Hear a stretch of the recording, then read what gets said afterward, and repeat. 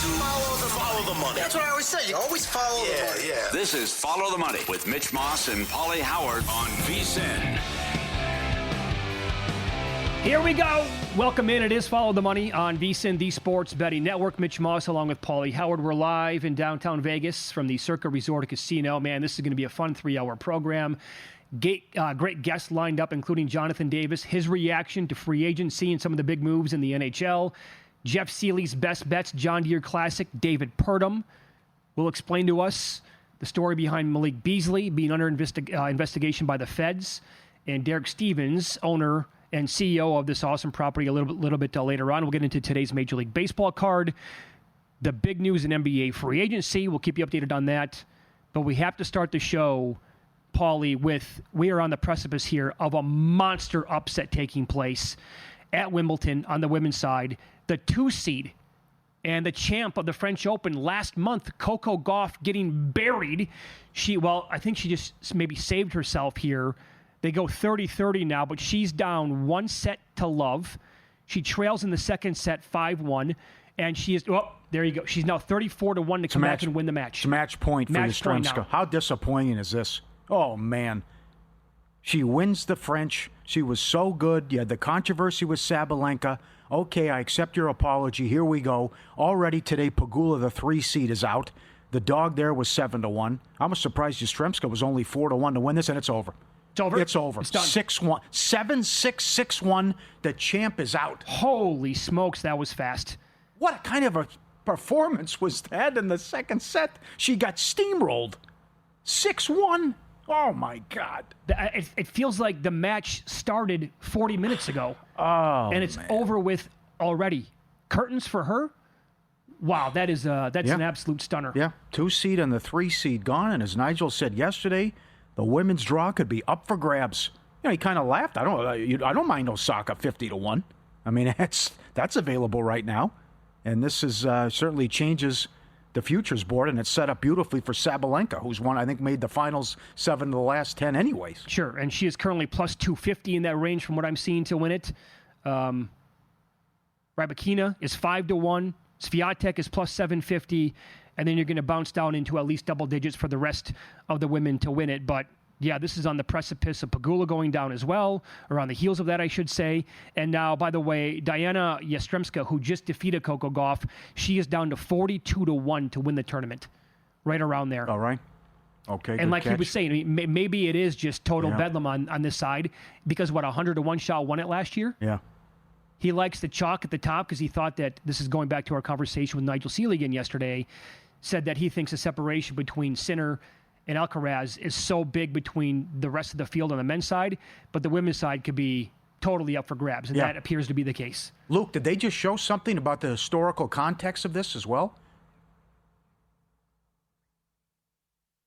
First time 2 of the top 3 seeds are out in the first round. Okay. With the women. Incredible. Wow. The 2 and the 3 seed get beat today. Unbelievable. Oh, Coco was rooting for you. That was a disaster. I'm guessing that's going to end up being a good result as of right now for sports books, right? Don't you think a lot of people popular, were betting? yeah. Of course she is, yeah. No doubt. Thinking that she was going to be able to go back-to-back here? I can't believe it. Oh, it's one thing to lose, but you got beat 6-1. And then the gal who beat Pegula today was ranked like 116 or something. Yeah, that's right. That's right. No, this is a straight-up massacre. Yeah. She was never really in the burial. match. Total burial. And we were talking about that right before the show started. After she dropped the first set, we're like, well, she's plus 140. Is she going to make a run? Oh, within seconds, she's getting absolutely buried in the second set. Yeah. Like, I guess not. So save some money there by not betting it because it happened so quickly. All right. So that was quick, and that's over with. Yeah. Good big gulps, huh? Hey, okay, buddy. guys. Hey, catch you later.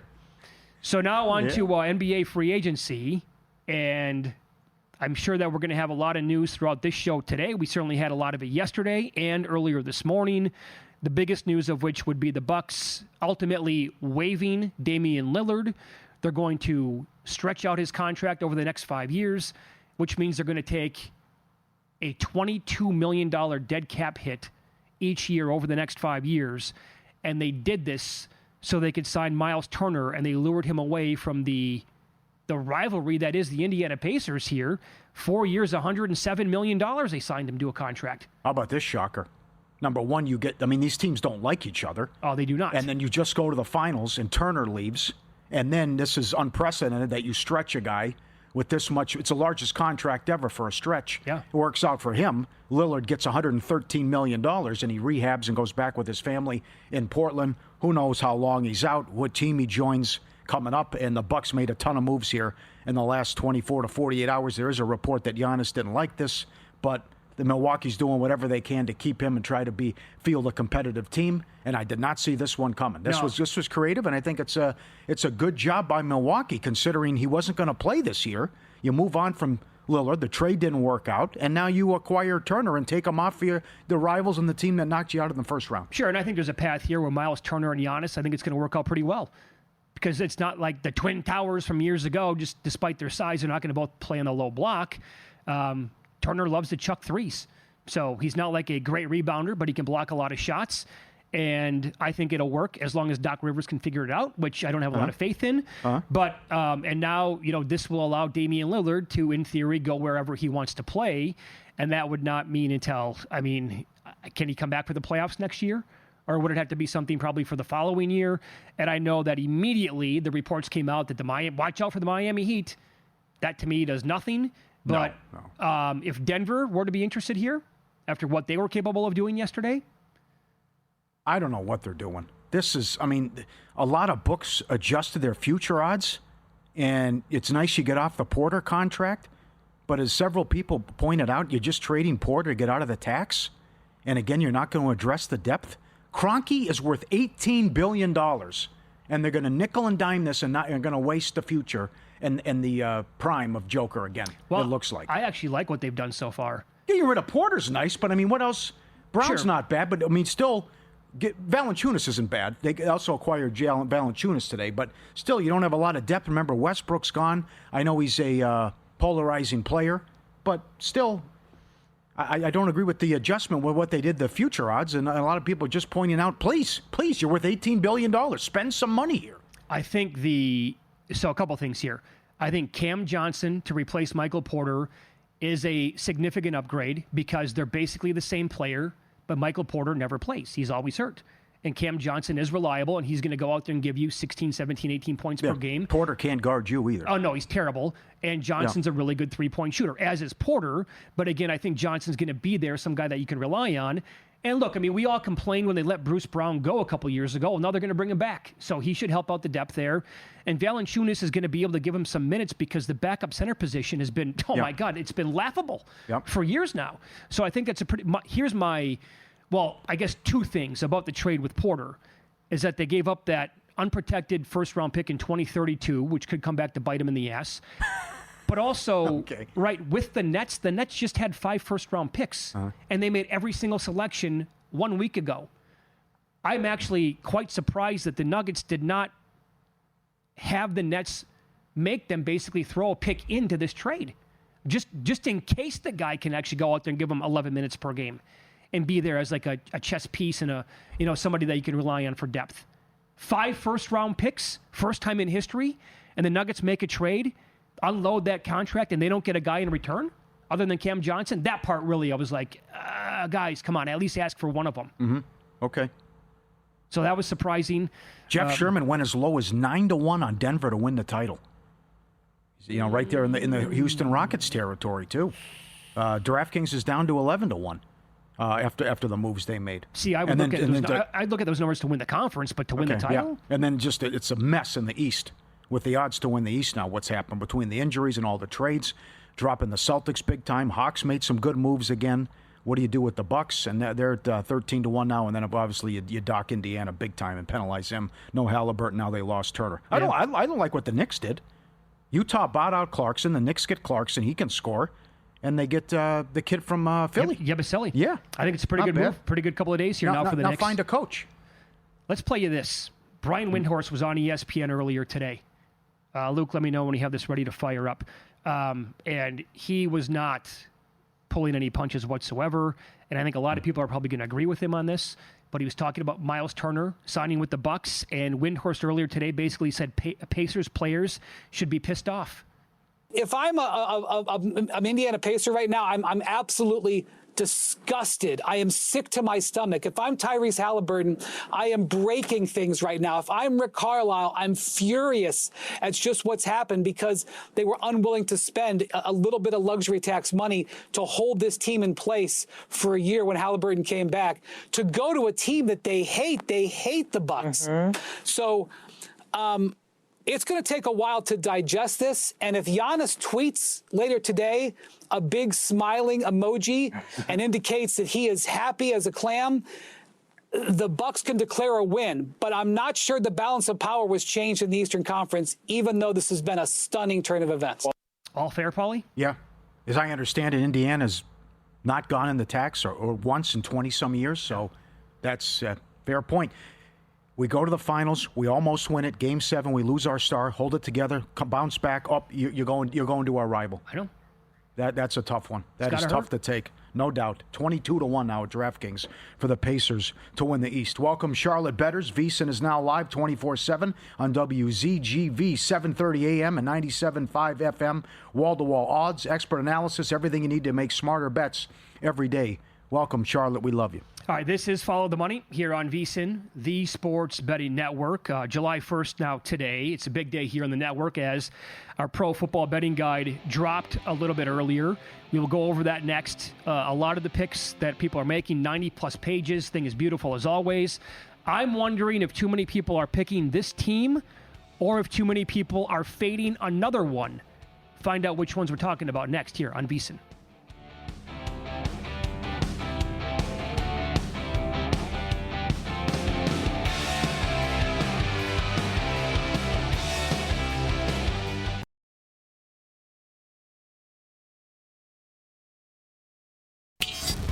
This is Follow the Money on VSiN.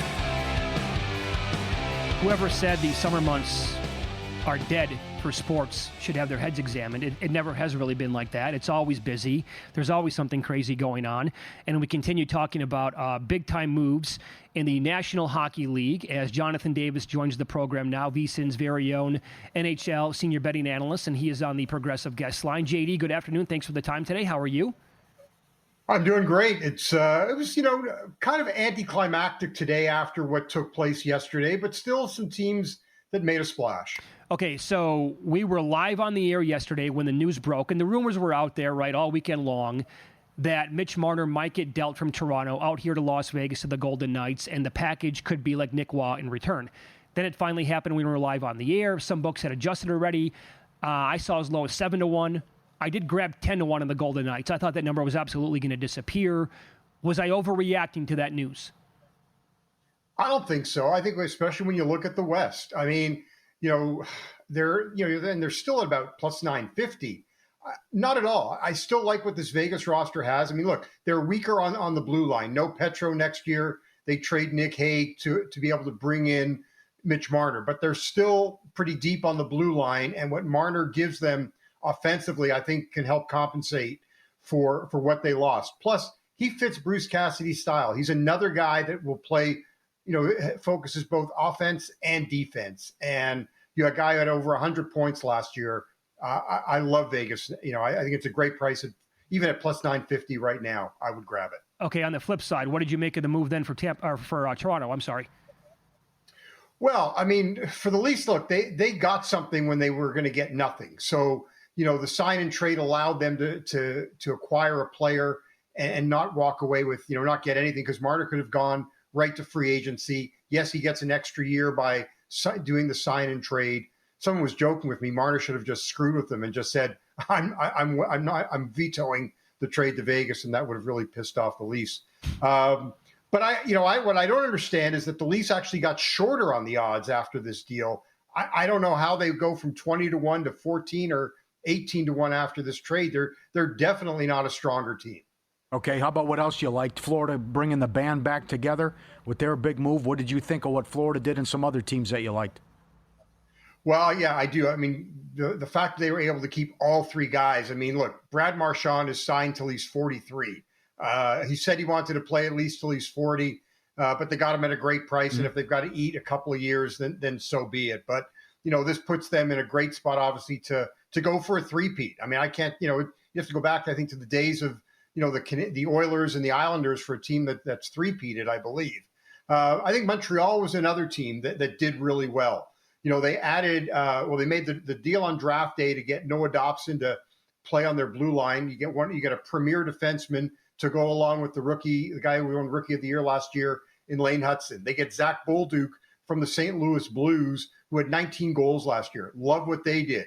I like what the Rangers did. They get Vladislav Gavrikov, a good stay-at-home defenseman. He can play alongside Adam Fox. I love the Rangers, as a team to challenge Florida at 27-1. We're still waiting to see. They're going to make a deal with Carolina. It's not, you don't too many times see, two teams, especially in the same division, dealing with each other, but they're going to move Keandre Miller to Carolina. It'll be interesting to see what they get back. But with Mike Sullivan behind the bench and the talent they have, I think they're worth a shot right now at 27-1. Okay. All right, good. How about teams that have been quiet and Edmonton's disappointing some people and Perry joins the Kings? What do you make of what Edmonton's done?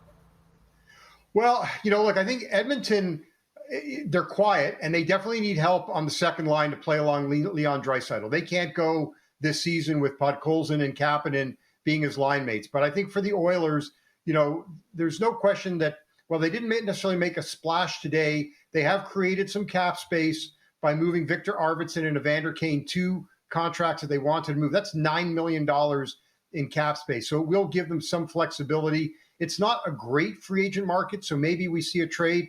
But regardless, the team that we see today with Edmonton is not going to be the same team that we see at the deadline. They still have Connor McDavid's deal to take care of, which I think is really a formality. Not overly concerned with Edmonton. Corey Perry coming to Los Angeles. I mean, guys, it's a mixed reviews amongst King fans. This guy is the ultimate villain here in Los Angeles, especially, from his days with Anaheim and then with Edmonton. To see him now suiting up for the LA Kings. I mean, look, you got a 40-year-old Corey Perry. He keeps himself in really good shape. At some point, the expiry date's going to hit. The Kings are hoping that he still has 1 year left in him. Not crazy about what LA has done overall. They added two veterans to their blue line, to their third pair. They also added Joel Armia from Montreal to their fourth line. They're better than they were yesterday, but I don't think that it's really a roster that competes for a cup. They may be better suited for the regular season once again than they are for the playoffs. Wait, I thought this was going to mean that the Kings were going to be the bet to win the Western Conference because Perry has lost the cup now 5 years in a row. Yeah, I mean, they should be 3-1 to win the West. I mean, yes. Come on. Yes, very good. Edmonton's going to run it back with these guys in goal, too? Well, yeah, I don't know.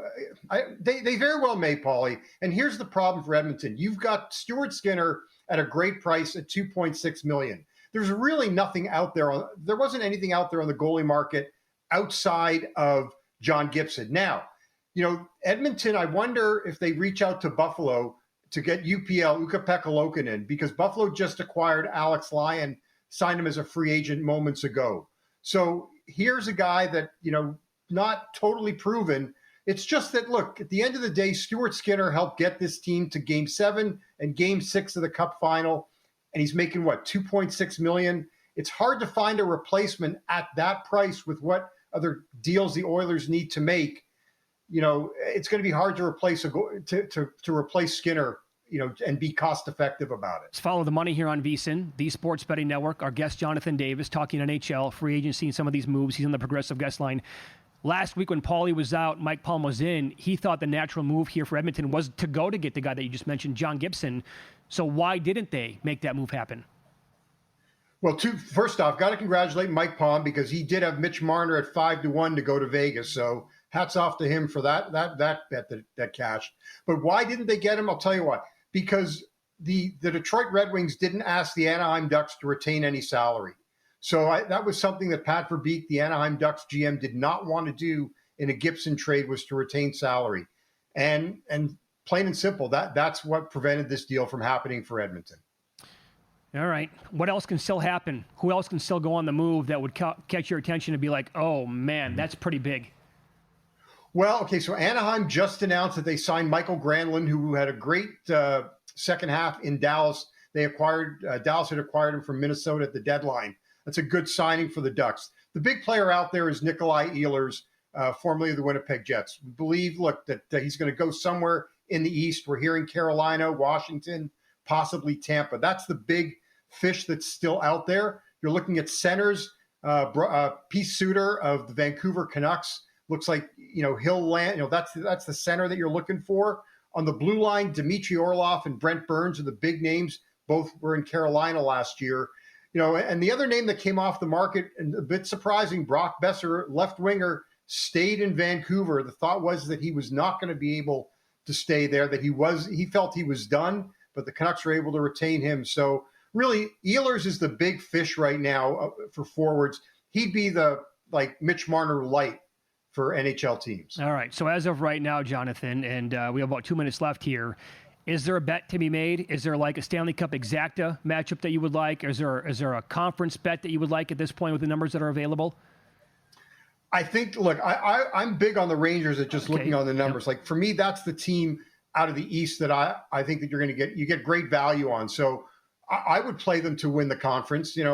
Mitch, I think you've talked about it before when it comes to NFL bets. I mean, you like conference bets better than Super Bowl bets, and a little less risk there. So I like the Rangers in any fashion. I'm not sold on Jeff Davis's favorite team, Carolina. I still won't buy into them. And out west, I'm still looking at Vegas.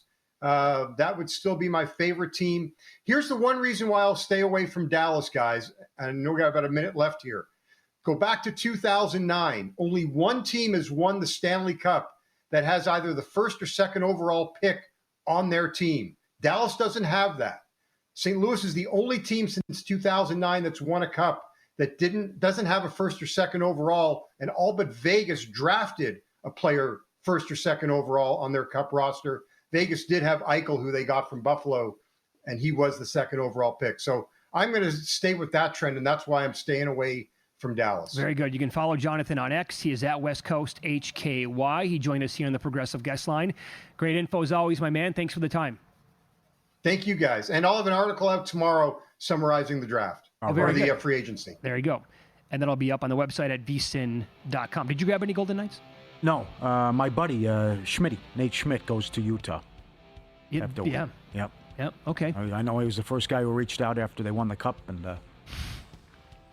long lost cousins here between the two St. Cloud, of you. Minnesota. That's right. Win some, lose some up next. And, boy, some of these upsets at Wimbledon were huge.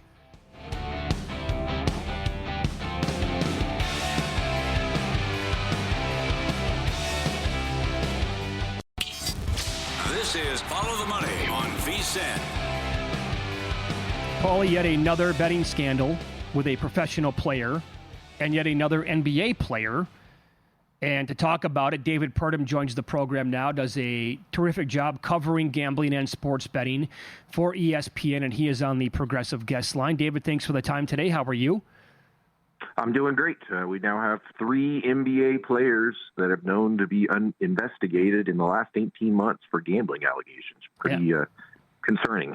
I would say so. So this one seems to be a little bit more confusing than maybe the other ones. The Porter thing was just completely out of control, obviously, and he had a major problem and was completely buried. This one with Malik Beasley, though, it seems like it doesn't make much sense overall. Does that feel the same, like your takeaway as well to the whole thing when you're trying to put the puzzle together here? Yeah, I've certainly been scratching my head as I've been reporting this out. Like, why was more of this not flagged earlier? It's been a year and a half since some of these allegations of the games that he was with the Milwaukee Bucks in early 2024, January through March. And I remember at the time there was a little bit of buzz, but at that time, the sports books that had noticed it, they were like, well, these are all losing. The suspicious wagering that are making these odds move and coming in all on, under Beasley rebounds or whatever, they all lost. He would get over the rebounds. And so the books were like, I guess, nothing's going on here. And so that's where we are as we continue to look at this. That is strange, and it flew over with one of the games with a significant movement as well. This is unfortunate. The Porter thing I could see where the guy wasn't making a lot of money. I can't believe the last two, at least the allegations with Rozier and Beasley, based on how much they made. And as you reported today and broke the news, we talked about it yesterday that he was on a prove-it contract in Milwaukee the year this was under investigation when he was playing, making $2.3 million. You have more on the story, though, about financial issues. Can you fill us in on that, please? Yeah, there was a lawsuit filed by his former marketing agent, Hazan Sports Group. They filed this lawsuit against him in April, and they're asking for $2.25 million in damages for breach of contract. In their court filings, they said, hey, we took a risk on this guy, a guy with, quote, known financial issues, unquote. And they said that they tried to get back a $650,000 advance that they had given him. Beasley had terminated their contract in February. They wanted to get their advance back because of that. And they said he kind of stalled them and couldn't pay them. This is all according to the court documents in there. So it does not seem like Beasley was not as liquid as he needed to be to, pay off some of his debts. Wow. So is that the biggest red flag then? Because I know some of the, Twitter investigators were out there saying, well, look at this spot in Minnesota and it happened with the Wolves, and that's real fishy to me. And that was obviously before the 23-24 season with the Bucks. And that's also, it coincides with him taking an 87% pay cut over those 2 years as well. Yeah, I get a little bit concerned about drawing any conclusions from those clips. I feel like if you were to go to any player, you could probably find a mistake or a lapse. Yep. What I do know is that when the sports books start moving these odds and trying to get the money to stop, and the odds move wildly and the money doesn't stop, these guys don't care about the price. They're betting it like they know the answer. That's a major red flag to me. Yes, good points there as well. And you had this, you broke this as well with your reporting, that the Rozier stuff, same accounts and the same people were involved with the Porter. Is there a connection here where the Porter bettors are any way connected to Beasley? Nobody has come out officially and said there is. It is coming out of the same jurisdiction. In the Eastern District of New York, are investigating Porter and Rozier. I would note that we know that according to sources, some of the sports books received subpoenas for betting records. So once they got those betting records, if you're the authorities, and I'm speculating here, but just kind of playing it out in our head, if you have these betting records and you go down and say, okay, this guy is betting on Porter, he's betting on Rozier, why is he betting on Malik Beasley, or whatever, if that's the case. Yes. So I could see that kind of all playing out that way. Yes. I want to know what the paper trail looks like here, because really the only way to get down on legal sports bets in the state of Wisconsin when he was playing in Milwaukee, David, and you know this, I'm sure, you have to go to certain casinos and then put it in like at the counter or at the kiosk, and that's it. So there's no app betting in the state of Wisconsin. So I'd like to know what the text messages are looking like, or any of the WhatsApp messages or any of that stuff too, to find out exactly where these bets were taking place. Yeah, absolutely. You know that you would assume that the feds have significant evidence to let this get to this point, with his attorney acknowledging that he is under investigation. I don't think the feds are probably just related on some screenshots or some videos on Twitter or even some odds movement. They likely have plenty of evidence, so at least enough evidence to continue the investigation. He was in talks for a 3-year, $42 million deal with the Pistons. He had a great season, and now who knows what's going to happen. That's on hold, obviously. Yeah, it's just dumbfounding, head-scratching. Within days, free agent our reporter Shams reported that 3 million, 42 million, 3 years, $42 million. He was in talks with discussions, expected to get it right. Free agency is going to come about, and then this investigation comes, and those talks are on stall. In that lawsuit, I'll add that I mentioned from his former marketing agency, they had asked for an extension before they reached any sort of settlement because they were waiting on the free agency to see if he was going to get this, and so they could settle. Well, now he didn't get it, so I don't know what's going to go with that. Yep, good point. What is the latest on a story that seems to have been quiet and gone away? What's the latest on Rozier then? Yeah, as far as we know, the investigation has continued. There hasn't been any updates. I talked to their attorney, or I messaged with his attorney a week ago, and there's just not any updates on it, but the case is certainly ongoing. All right, and I know you were going back and forth on X with Raheem Palmer, pro bettor. if I put you in charge and you're running a sports book and a major sports book, how would you handle this? Low limits on the same game parlays? How would you do this with props and how they're so popular and then people are betting a lot, especially when they have information on something? Well, my priority would be to protect the integrity of the game, right? If that is my priority, I can offer anything I want, but I'm keeping the limits low on things like player props, unless it's a marquee player or LeBron James in the finals of the NBA or something like that. Maybe I can extend a few limits. But things on regular season games with marginal players, my limits are very low, and I'm having some max payouts on my single game parlays that include props. So that's how I would approach it. I just worry that these massive menus that we're seeing where you can bet on almost anything and almost any player, fringe guys, gosh, it's almost incentivizing attempts at corruption, especially if you're able to get big limits. And here's the thing, right? You can fast forward a year, probably not even that long, David. I'd make it a heavy favorite that we might be having you on this show again to talk about yet another player going down the same path. Oh, I think it'll be sooner than that. Yeah. So I don't know. That's absolutely crazy. And these guys are making, Paul, you brought up the Rozier contract, making a ton of money. It doesn't really, unless it's, like you said, a guy like LeBron or somebody making just tons of money where it would never happen, you would think. Even somebody who's making $2 million, or maybe even a little bit more than that, might, think that this is a good idea, David. It's very, very difficult to understand, and I can only talk in general. I don't know the specific situations around these individuals. But if there were a gambling addiction involved, right, when somebody is addicted to something and they're not making good decisions at that time and things are spiraling out of control. And that's one of the only really things I can think of where you would risk this kind of salary, this kind of job, just to bet. All right. Great job, my friend. Yep. Good to talk to you. Keep up the good work. You two guys have a good afternoon. Thank you. Well, a couple of things. That's a great point, too, about everyone with the Colombo stuff and gotcha. That anyone can have a bad possession, bad moment, bad game, right? Oh, I saw multiple things sure. come out. I'm like, okay, guys, settle down. Right. But the other thing, too, is I lost my train of thought. Damn. You made another good point. But with this story, the bet's lost. Oh, yeah, that's why it's so confusing. It was here. under 2.5 rebounds, minus 150 to like plus 230.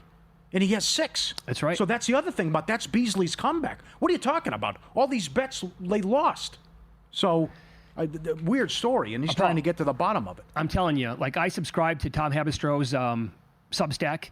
Mm-hmm. He had a very lengthy article. This dude, I got to tip my cap. He went back and looked at all the games that Beasley played in, and specifically some of these games that are under the microscope, right? And he attached some of the videos and the link. The dude's putting out max effort going for some of these rebounds. It doesn't doesn't make sense. The point stuff as well. He's calling for the ball, like, guys, I'm open, give me the ball. Yeah, I don't know. When unders were being bet. Sure. So, we still don't know what's going on with Rozier, how that played out. And he was confident the whole time. I didn't do anything wrong. Yeah. And that's still going on. So, but that's a good point too about prove-it contract, and maybe there was something else going on in his personal life. Yeah. Our NFL betting guide dropped today. You won't believe how many people are picking against this team. We'll tell you next on Follow the Money. It's VSiN, the Sports Betting Network.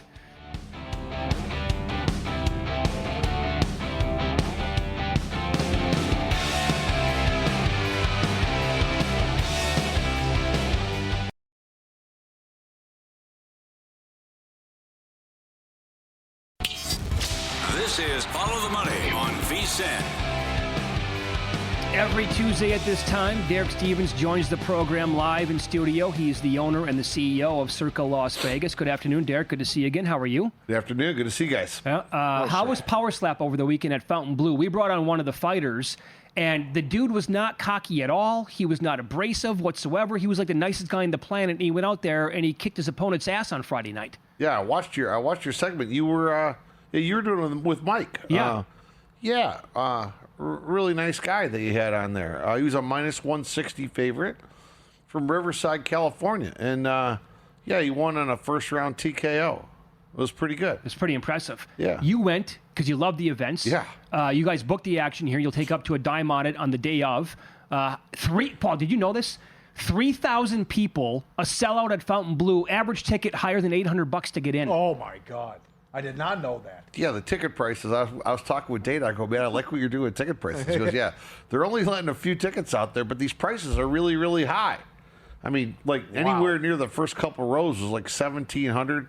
The cheapest price to get in price was like $900. I had a ton of requests. I had more requests for this one than I've ever had before. So, would you say it's something that you have to do at least once? Oh yeah. You know, we should have coordinated. I know I sent you guys a text, but it was last minute. But we got to coordinate this. You guys got to come and check this out. It's amazing. Looks like a good We'll time. make it happen. Yeah. I didn't see that, but I saw this one, and I couldn't believe it. Not that I should be surprised, but you put this on Instagram at Stadium Swim. The turnout for the UFC card, you couldn't move when they put that on Instagram. If you guys can put that up, it was. Look at this. Look how many people showed up to watch the UFC event on Saturday night. That is crazy. That's Super Bowl type level attendance, right? Yeah, I mean, we're looking at this Fight House thing that we got cooking is pretty good. It's a ton of fun. Yeah, I mean, it sells out. Our garage gets filled up. The joint gets full. And you know, we were also showing the Paul fight down in the sports book. So so we had a lot of fighting action over the weekend. It was a great weekend. You know, on a weekend in the middle of the summer in Vegas, you got to try to make sure something happens. We got no more basketball, no hockey. You know, football's a little ways away, but to have that show up, International Fight Week. I'll tell you what, if you're a fight fan, it's kind of a good week to be around. How was the handle on the Paul fight? It was completely under the radar this past weekend. Yeah, you know, when you have such a huge favorite, you know, you're never going to get as much right. But there were people that were taking shots on Chavez. You know, after the first few rounds, you kind of looked like you're throwing your money away, which kind of were. I mean, it wasn't a great. There's still too much skepticism with Paul. He's a heck of a marketer, right? I mean, the sports book here is 10 deep on Saturday night just to watch it. But yeah, it's not like some of the big fights of the old days. Well, sure, but this helps now too. He's ranked and eligible for a shot at a boxing title. Yeah. So if he's good for business and people, he's great for business. He is great for business. But what a marketer. Yeah, no doubt. Tell us about how June went, the betting handle, and how Circa did. Yeah, we're pretty unique. You know, we had a really good month. You know, I'd say we underheld a little bit in April and May. But boy, oh boy, we came back in June. It was a heck of a month in June. Kind of like, you know, we're starting to see this volatility. You remember last year football season in September? Every sports book in the city was talking about how great a September it was. Oh yeah. Mm-hmm. Yeah, I mean, for us, that's what June was like. You know, it was a combination of some championships being crowned, played out nicely, and now we've had really good baseball handle, so it's been good. Really? So, like the summer months, not really missing that big of a beat? Well, at least in June. I mean, who knows? Today's another story with July, but no, I would say the handle was really good. I mean, I think maybe noteworthy enough that'll impact. Some people will be discussing it 4 weeks from now when they publish the numbers. Is that right? Wow, very good. Did you guys see decent WNBA handle? That's another story. I don't know. I'm probably not. You know, we have a couple of bettors for it, but okay. I don't know. It's not usually on my. It doesn't really hit my dashboard too often as far as a decision goes. Mike Palm told me this on the air last week when Paulie was out. He said, basically, in 2 weeks, right, we're going to get the MLB All-Star Game. He said nobody bets the All-Star Game. No. However, we'd be blown away at how many bets he'll take on the Home Run Derby. Oh, yeah. Oh, my God. Monday's going to be unbelievable. Monday Home Run Derby is going to be it blows away. It blows away All-Star Game betting. But, you know, MLB All-Star Game is a little bit different than in the days of Pete Rose and Johnny Bench and Reggie Jackson. And, you know, you needed to win it for, you know, and it was something where you never saw the other league. Yeah. It's a little bit different, you know. The Major League Baseball All-Star Game is really not like that. Pitchers are all a little worried about it. there's nothing there. But boy, they've done a great job marketing the Home Run Derby. Home Run Derby will be packed, and the betting will be massive. And you'll take tons of bets on every single participant. Oh yeah, for sure. Yeah, for sure. And totals too. Totals. Oh, I forgot about that. It's great. Well, you're great with marketing and creativity and a great businessman. How did this come about with what you did with Crazy Girls and the bust and then the presentation and bring it over, the iconic show from the Riviera back in the day? Yeah, a while back I was a small owner of Riviera, like around 10-11%. And then when the majority owners worked the deal out to sell Riviera to the Las Vegas Convention Visitors Authority, which is now where the big expanded convention hall is. I was there on the last day. I think Mike Paul went with me. Mike, I believe, was on the last dice hand at the Riviera ever, if I recollect. You can ask him that one, but I think he was at the very last table. And I wanted to get that statue, but we couldn't get it. The owner was going to keep it, all that. So it was 10 years ago. And then lo and behold, got a text from Vital Vegas and said, "Hey, we ever thinking about that?" I go, "Yeah, I've been thinking about that." So he then got a phone number from another guy, from Murray Sawchuk, from another guy to the owner. And I said, "Why don't you come out and have a drink?" And we went out and had a drink, and it took us about 15 minutes. And we hit it off. It was good. He was ready. He was ready to bring it out. The owner of the show, Crazy Girls, he had the statue in his warehouse, and it had been sitting in the warehouse since before COVID. And he was kind of getting frustrated. He was looking around. He'd never been downtown, never been to Circa. And he came by, he walked through, he goes, I love it. We just had to figure out where to put it. Originally, Riviera was outside on Las Vegas Boulevard. Right.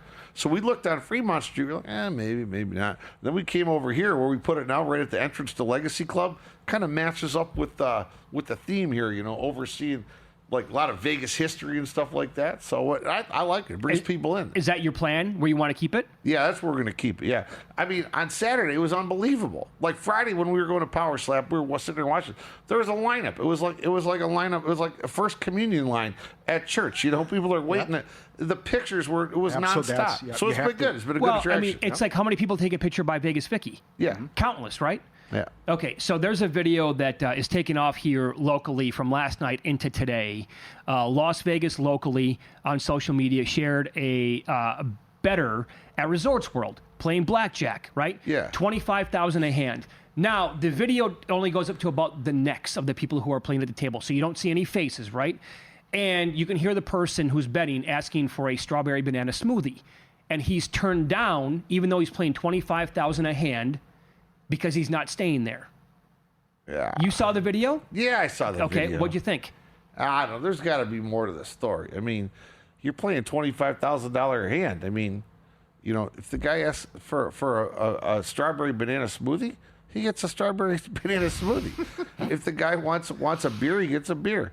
If the guy wants some Wagyu steak, he'll get a Wagyu steak. I mean, yeah, you're going to get it. So that's why something, I don't know, maybe, was it a newer employee that this was off the norm of what they get asked for? Something doesn't add up to me, though. You know what this is going to turn into? This is going to turn into Nacho Gate, Nacho Gate. Fountain Blue, because already Red Rock and other places are tweeting it out They're on mocking social him, media. Yeah, they're mocking him. Oh, yeah. Because Fountain Blue, the guy got $45 for 5 nachos. Yeah, daiquiri, margaritas, smoothie, whatever you want. We're good. Yeah. We're good.